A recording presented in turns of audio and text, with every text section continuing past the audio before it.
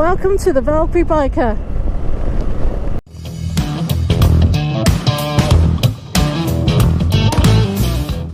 It's been a few weeks since I've been back on the bike, mainly because I've been waiting for my CBT to come around.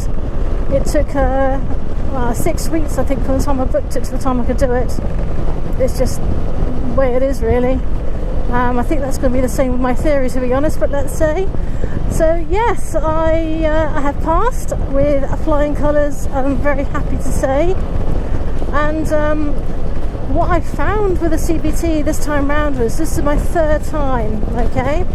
And after spending such a long time on a cruiser-like bike, going back onto a sit-up and beg one was quite difficult for me to negotiate the changes of the gear, namely this left foot, and trying to find the gear pedal, basically.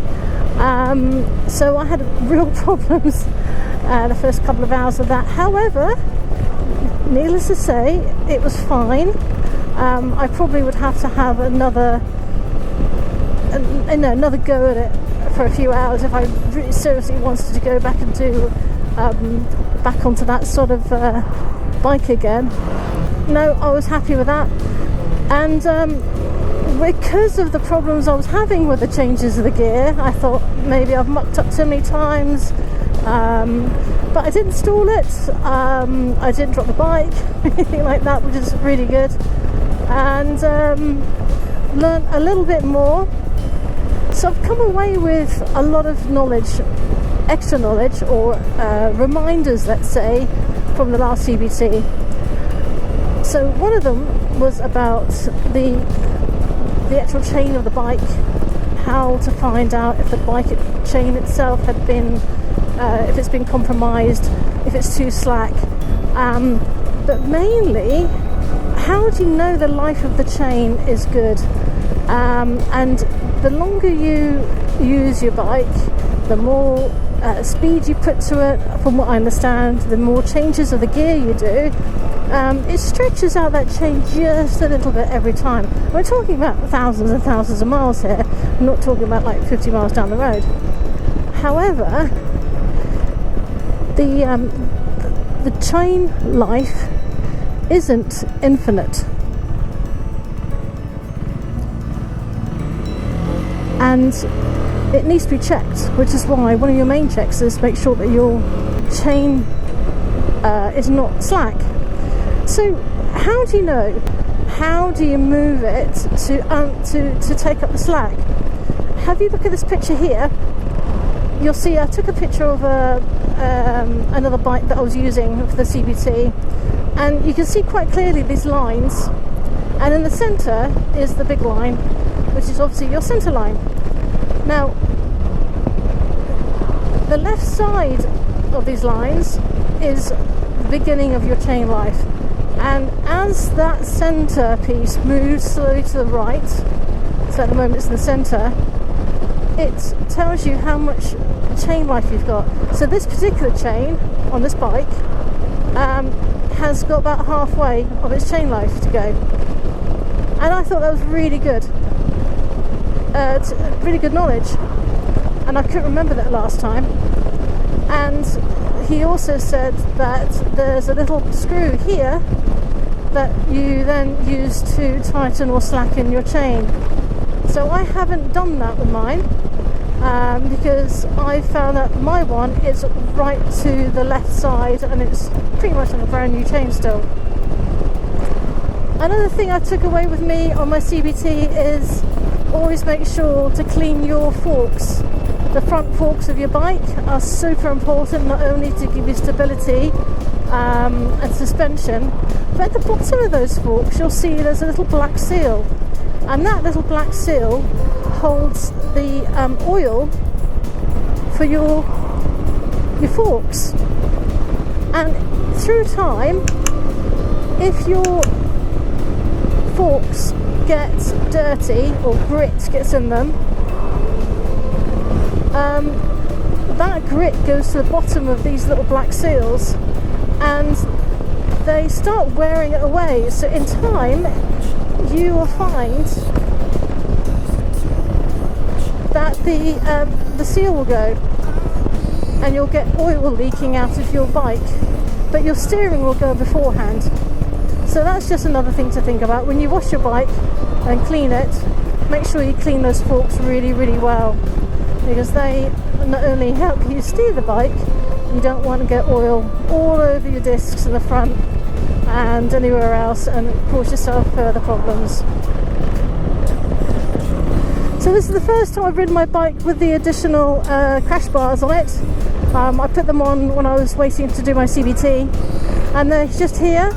So the point of these ones is that if I do a silly thing or have an accident and the bike goes on its side, hopefully it does two things. One, it protects the engine and the main frame of the bike itself, and two, not that I'll be at a major speed, but if my leg does get stuck after being road rashed or whatever, then it's easier to come out and have a whole lot of bike on top of it. And the bike that I was using actually had these frames on there, but I had real problems trying to change gear. Again, I think it's just because I wasn't using the bike, but I couldn't get kept on catching my boot when I was changing gear, and also when I was doing my back brake. But again, it's I think it's what you're used to. Well, my gear changes have been brilliant at the moment. Before I completed my CBT, well, before I was retiring slightly or sleeping slightly before my CBT, my gear stuck. And like I said in a previous video, there's a Scottish guy who actually showed you how to unstick your gear linkage at the bottom here with your foot. And it really did stick for me, and I had to like change my gear up and down and all sorts of gizmos, and that's on this bike. And I found it sticking on the other bike I was using for CBT as well. But again, that's probably my fault, because I wasn't either pulling my clutch enough, or I don't know. It was interesting. But what I did also find was that when I was riding it for the first half of the day, all my reservations of what this bike could do and could not do went onto that bike. So I instantly thought, oh, okay, I'm going to have a problem changing gear, I'm going to have a problem getting into neutral, and no, it was fine. And I really I really feel bad actually, because I thought, you know, I'm putting all my baggage of what happened to my other bike, this bike, onto this CBT bike, and it was lovely. And to be honest, I shouldn't expect anything less than that, because those bikes are well maintained.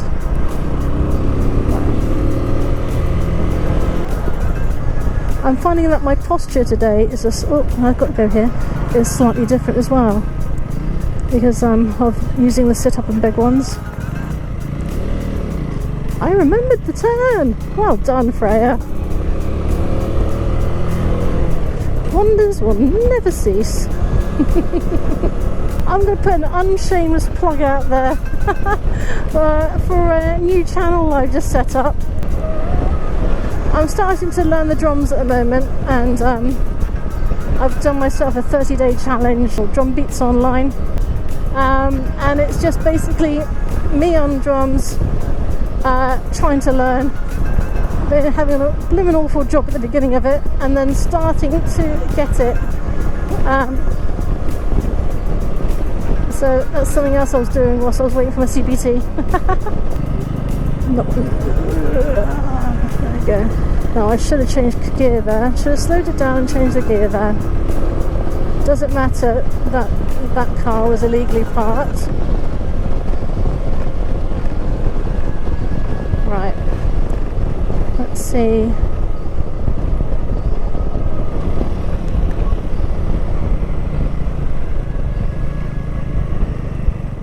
Bumpity bump. Oh, crikey, there's loads of people here. I don't think I'm gonna get this done today.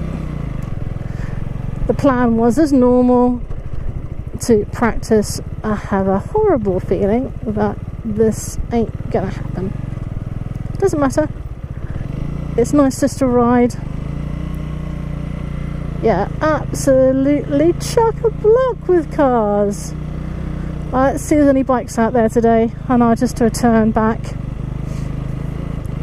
See, all I wanted to do today was just to take it out for a ride, make sure she's alright. Oh, where am I gonna go? Pooposaurus. I just invented that. Yeah, okay. Anybody know any other place I can go to practice near and around the Christchurch area of Dorset? Please link in the comments below, because I don't know where I can go. This is going to be chocolate all through the holidays as well, I imagine. A mobile ice cream place. Fantastic.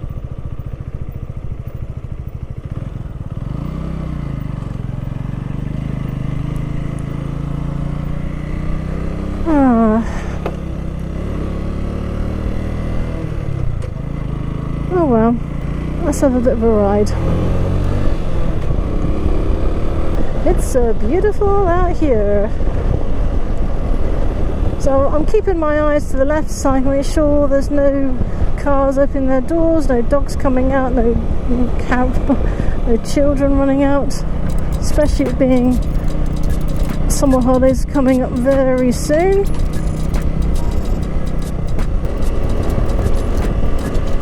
Where are you Kiwi riders out here? I've seen a couple of you around the area. I've not seen you recently though. So I'm slowing down, waiting to turn, check my behind, check over my shoulder.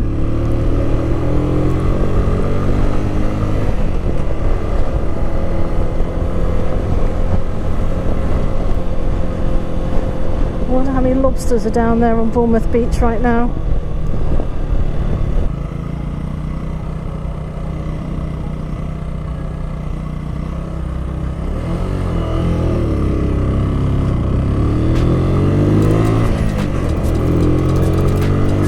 Change gear down, preparing to stop at the top.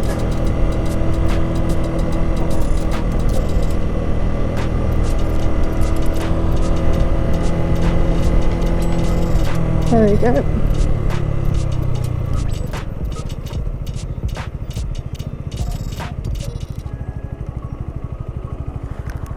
Right.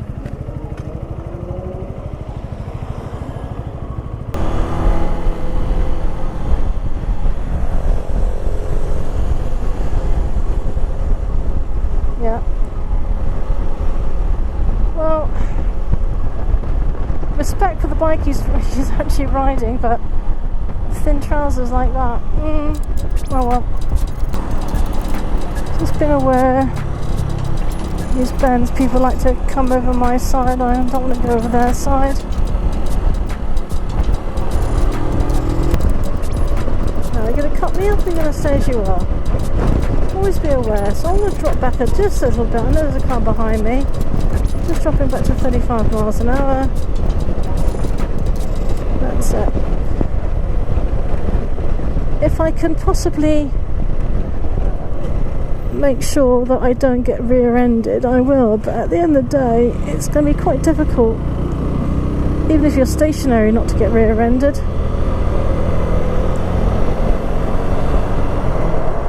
And yes, that's one of my fears. Very pleased with the Kiwi after not riding it for, well, 3 or 4 weeks. Gear changes, that seems okay now. You know, I think it's probably user error, to be honest. I mean, I say it again, I always blame it on myself rather than on the Kiwi. However, I do know that there is a problem with sticking gears, and especially going into neutral. That's not a user error, that's obviously a keyway thing. But, you know, it is what it is. I knew a lot of what I was getting into when I bought it, and would I still buy it as a first bike? Yes, I definitely would do. Yeah, really would. It's cheap in a way of, you know, insurance is cheap. Fuel is obviously cheaper than a car at the moment, but it's still going to go up. It's an injection, it's not a carburetor, so that sort of thing I'm going to have to get garages to have a look at. But, you know, basic stuff like changing spark plugs, as you saw in the previous videos, it's simple. It really is that simple. I think my next purchase for it is going to get some auxiliary lights, just to put probably on either side of my crash bars. I don't know where I'll put them just yet, but just to give a bit more road presence. Ideally, I want to get something at the back, because, you know, cars have got two large red lights at the back when they're braking, and we've got a tiny little red light, and it doesn't really show up in daytime, and it's okay at night time, but I think if I can get myself two more, all well and good. But what I don't want to do is spend a lot of money now, because I have a plan. I'm going to book a theory, so I'm just waiting for my letter back from the VLSA, whatever they're called, when I can do my theory. And that's going to be in Bournemouth, and I've done it before, and because I had to retake my CBT again, the theory only lasts 2 years as well. So yeah, so if you do your theory, make sure you take a full bike license, before it runs out in 2 years. Otherwise, you have to take a CBT again. Simple as that. Or, which my plan is, drum roll, I'm going to take my bike, this lovely 125, and I'm going to take it down to a test centre, and I believe the closest test centre to me is in Poole, and I'm going to pay my fee for testing on this 125, and then get rid of these lovely little L plates. That's my plan. And then I'm going to ride it for probably 6 months or so, and try and get some money together for the DAS. But yeah, I didn't know, and it's probably me being silly again, but I didn't know that you could take your own L-plated 125 to a test centre, do your Mod 1, Mod 2, only pay for the test fees, rather, which is about £100 or whatever it's going to be, I'm not sure, I have to look up on that, and then have your L plates removed. I'm not sure what age you've got to do for that, but so check the website out, the government website. But if you're over 21, or was it over 25? Well, I think if you're over 25 and you've been riding a 125 and you want to change it to no L plates, from what I understand, you can go to the test centre, pay your fee with a 125, and Bob's your auntie.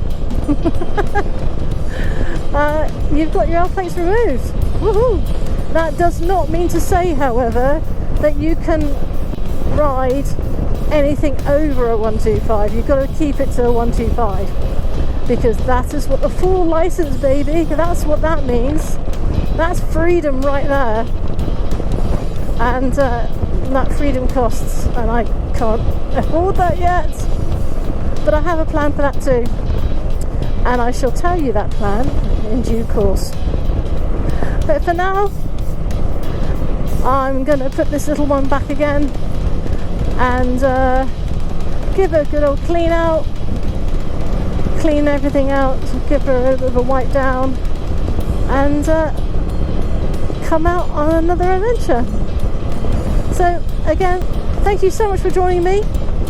I do appreciate it. Please do like and subscribe to this channel. It really helped me keep the confidence going to make content like this and more.